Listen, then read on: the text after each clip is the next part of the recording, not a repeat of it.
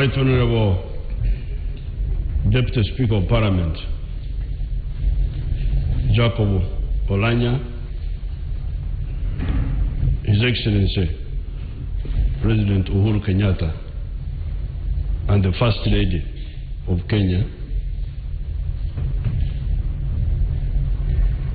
They were talking about the Vice President, but I don't see him.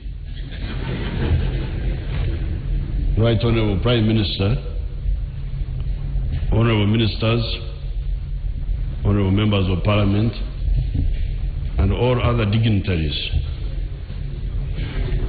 Leader of Opposition.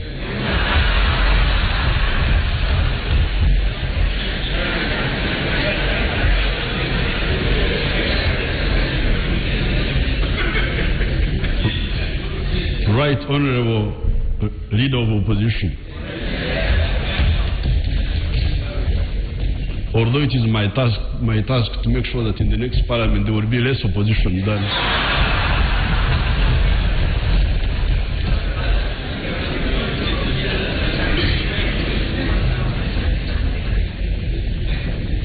Your Excellency Uhuru Kenyatta,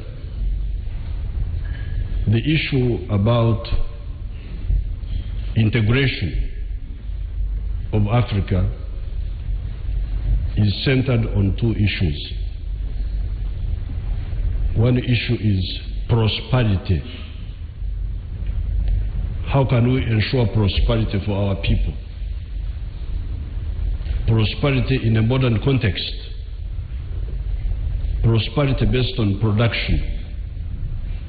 When you produce, you must sell. And when you sell, somebody should buy.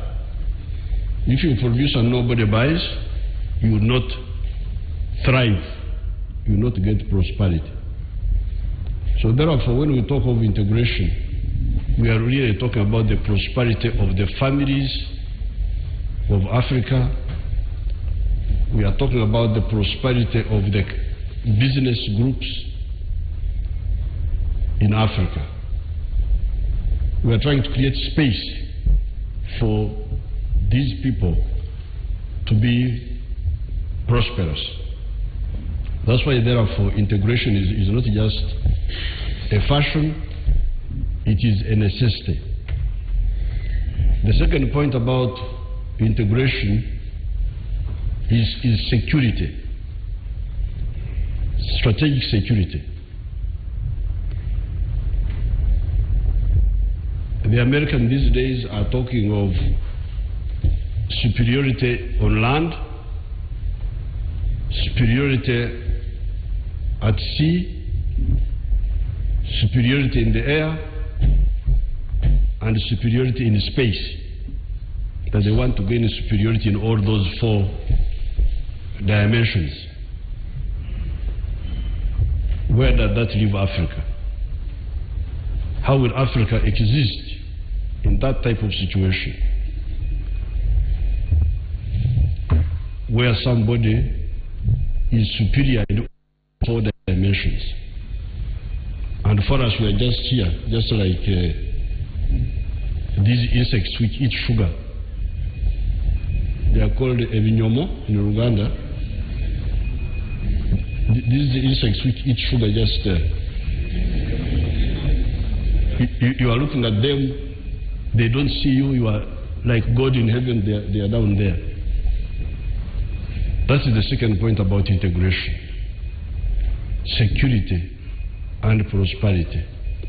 Therefore, when His Excellency Uhuru Kenyatta is here, we are very pleased because we get time to discuss more and more of those issues.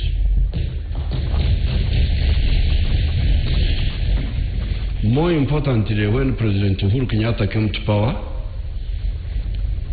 because he's conscious of these 2 points, he immediately solved one of our problems. This is the movement of goods from Mombasa to Kampala.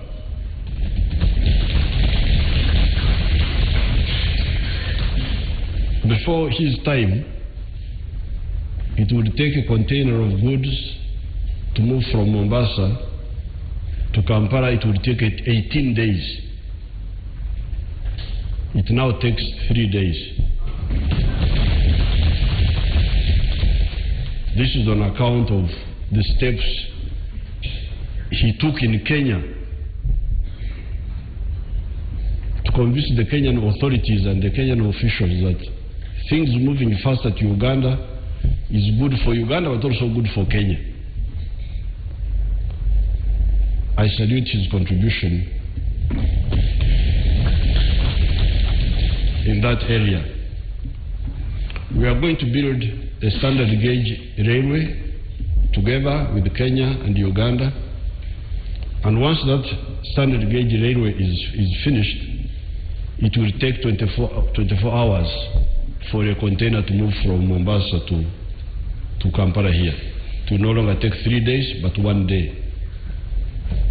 So therefore, it is with a lot of pleasure that I invite His Excellency to come and address the Parliament of Uganda.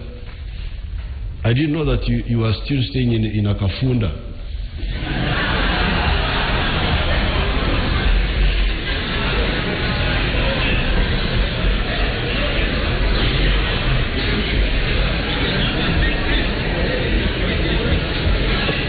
Akafunda is I can't translate it in Swahili. Kubanana. This chamber, and this is why I have a problem with many of my colleagues here, because for them, what they call history, I call current affairs. There is a big misunderstanding. This parliament was built for 82 people. The members of parliament in 1962 were just 82. You are now almost 400. 500. Oh. But that's a subject for another day.